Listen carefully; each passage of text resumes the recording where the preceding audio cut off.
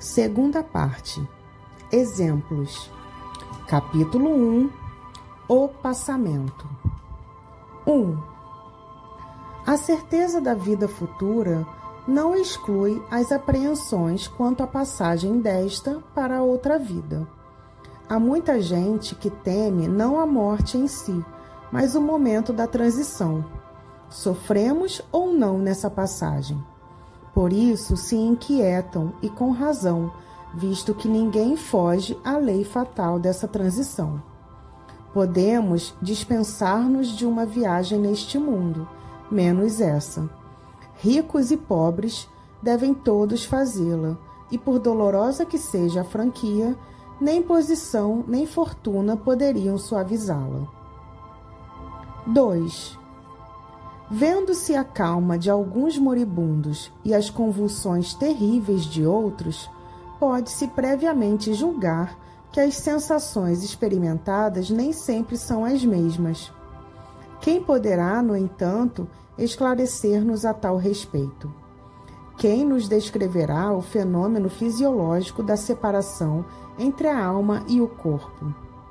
Quem nos contará as impressões desse instante supremo quando a ciência e a religião se calam? E calam-se porque lhes falta o conhecimento das leis que regem as relações do espírito e da matéria, parando uma nos umbrais da vida espiritual e a outra nos da vida material. O espiritismo é o traço de união entre as duas, e só ele pode dizer-nos como se opera a transição, quer pelas noções mais positivas da natureza da alma, quer pela descrição dos que deixaram este mundo. O conhecimento do laço fluídico que une a alma ao corpo é a chave desse e de muitos outros fenômenos. 3. A insensibilidade da matéria inerte é um fato, e só a alma experimenta sensações de dor e de prazer. Durante a vida, toda a desagregação material repercute na alma, que por este motivo recebe uma impressão mais ou menos dolorosa. É a alma e não o corpo quem sofre, pois este não é mais que instrumento da dor. Aquela é o paciente. Após a morte, separada a alma, o corpo pode ser impunemente mutilado que nada sentirá. Aquela, por insulada, nada experimenta da destruição orgânica. A alma tem sensações próprias, cuja fonte não reside na matéria tangível. O perispírito é o envoltório da alma e não se separa dela nem antes nem depois da morte. Ele não forma com ela mais que uma só entidade, e nem mesmo se pode conceber uma sem o outro. Durante a vida, o fluido perispíritico penetra o corpo em todas as suas partes e serve de veículo às sensações físicas da alma, do mesmo modo como esta, por seu intermédio, atua sobre o corpo e dirige-lhe os movimentos. 4. A extinção da vida orgânica acarreta a separação da alma em consequência do rompimento do laço fluídico que a une ao corpo, mas essa separação nunca é brusca. O fluido perispiritual só pouco a pouco se desprende de todos os órgãos, de sorte que a separação só é completa e absoluta quando não mais reste um átomo do perispírito ligado a uma molécula do corpo. A sensação dolorosa da alma, por ocasião da morte, está na razão direta da soma dos pontos de contato existentes entre o corpo e o perispírito, e, por conseguinte, também da maior ou menor dificuldade que apresenta o rompimento. Não é preciso, portanto, dizer que, conforme as circunstâncias, a morte pode ser mais ou menos penosa. Estas circunstâncias é que nos cumpre examinar. 5. Estabeleçamos em primeiro lugar e como princípio os 4 seguintes casos que podemos reputar situações extremas dentro de cujos limites há uma infinidade de variantes. Primeiro, se no momento em que se extingue a vida orgânica, o desprendimento do perispírito fosse completo, a alma nada sentiria absolutamente. Segundo, se nesse momento a coesão dos dois elementos estiver no auge de sua força, produz-se uma espécie de ruptura que reage dolorosamente sobre a alma. Terceiro, se a coesão for fraca, a separação torna-se fácil e opera-se sem abalo. Quarto, se após a cessação completa da vida orgânica existirem ainda numerosos pontos de contato entre o corpo e o perispírito, a alma poderá ressentir-se dos efeitos da decomposição do corpo até que o laço inteiramente se desfaça. Daí resulta que o sofrimento que acompanha a morte está subordinado à força adesiva que une o corpo ao perispírito, que tudo que puder atenuar essa força e acelerar a rapidez do desprendimento torna a passagem menos penosa. E, finalmente, que se o desprendimento se operar sem dificuldade, a alma deixará de experimentar qualquer sentimento desagradável. 6. Na transição da vida corporal para a espiritual, produz-se ainda um outro fenômeno de importância capital, a perturbação. Nesse instante, a alma experimenta um torpor que paralisa momentaneamente as suas faculdades, neutralizando, ao menos em parte, as sensações. É como se disséssemos um estado de catalepsia, de modo que a alma quase nunca testemunha conscientemente o derradeiro suspiro. Dizemos quase nunca, porque há casos em que a alma pode contemplar conscientemente o desprendimento, como em breve veremos. A perturbação pode, pois, ser considerada o estado normal no instante da morte e perdurar por tempo indeterminado, variando de algumas horas a alguns anos. À proporção que se liberta, a alma encontra-se numa situação comparável à de um homem que desperta de profundo sono. As ideias são confusas, vagas e incertas. A vista apenas distingue como que através de um nevoeiro, mas pouco a pouco se aclara. Desperta-se-lhe a memória e o conhecimento de si mesma. Bem diverso é, contudo, esse despertar. Calmo para uns, acorda-lhes sensações deliciosas.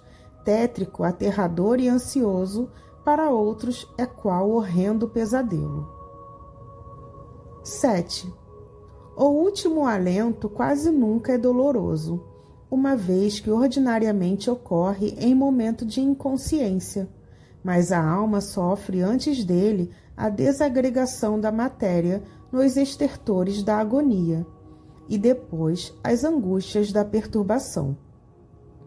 Demo-nos pressa em afirmar que esse estado não é geral, porquanto a intensidade e duração do sofrimento estão na razão direta da afinidade existente entre corpo e perispírito. Assim, quanto maior for essa afinidade, tanto mais penosos e prolongados serão os esforços da alma para desprender-se. Há pessoas nas quais a coesão é tão fraca que o desprendimento se opera por si mesmo, como que naturalmente. É como se um fruto maduro se desprendesse do seu caule, e é o caso das mortes calmas, de pacífico despertar. 8. A causa principal da maior ou menor facilidade de desprendimento é o estado moral da alma. A afinidade entre o corpo e o perispírito é proporcional ao apego à matéria, que atinge o seu máximo no homem cujas preocupações dizem respeito exclusiva e unicamente à vida e gozos materiais. Ao contrário, nas almas puras, que antecipadamente se identificam com a vida espiritual, o apego é quase nulo.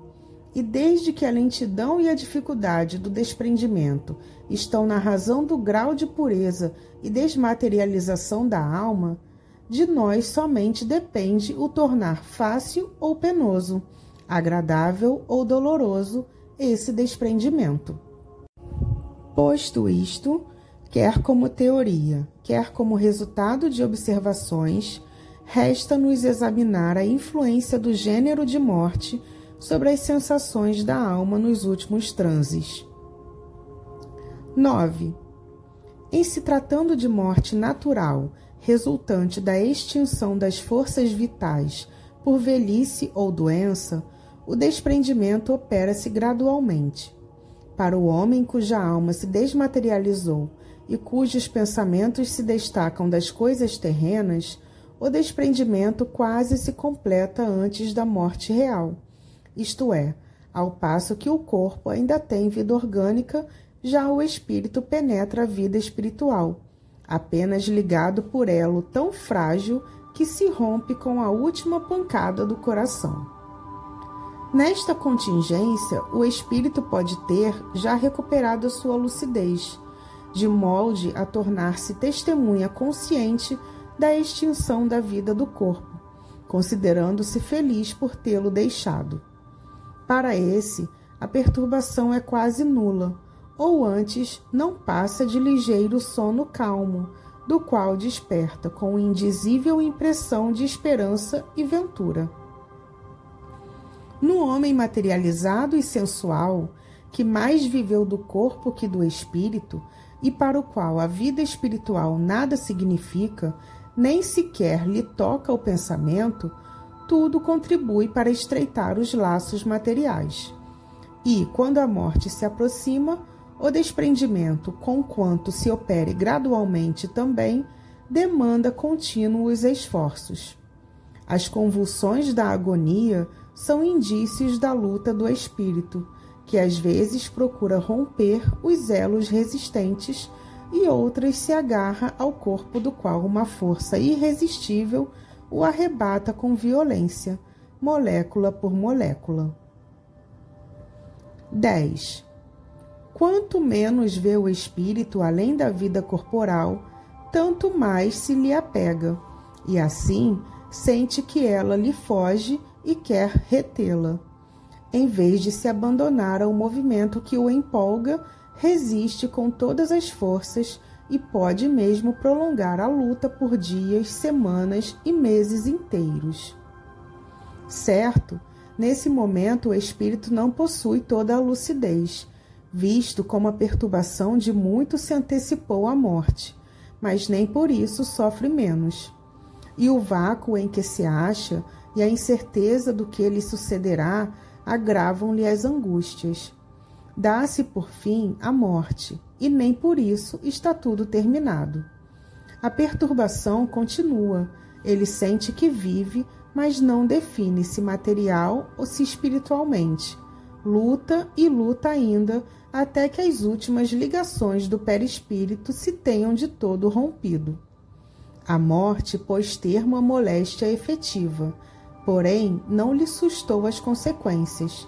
E, enquanto existirem pontos de contato do perispírito com o corpo, o espírito ressente-se e sofre com as suas impressões. 11. Quão diversa é a situação do espírito desmaterializado, mesmo nas enfermidades mais cruéis. Sendo frágeis os laços fluídicos que o prendem ao corpo, rompem-se suavemente.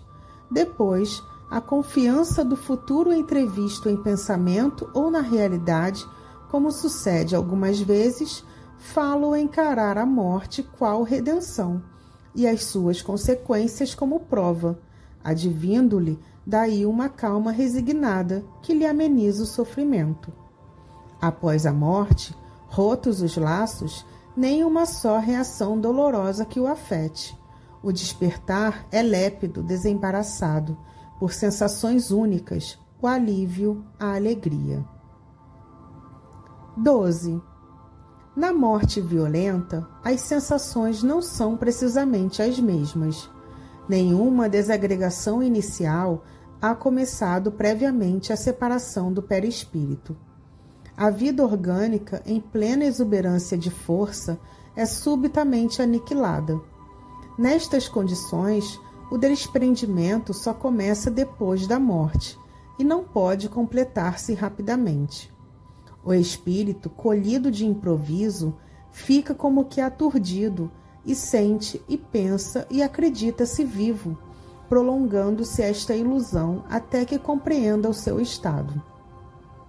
Este estado intermediário entre a vida corporal e a espiritual é dos mais interessantes para ser estudado, porque apresenta o espetáculo singular de um espírito que julga material o seu corpo fluídico, experimentando ao mesmo tempo todas as sensações da vida orgânica.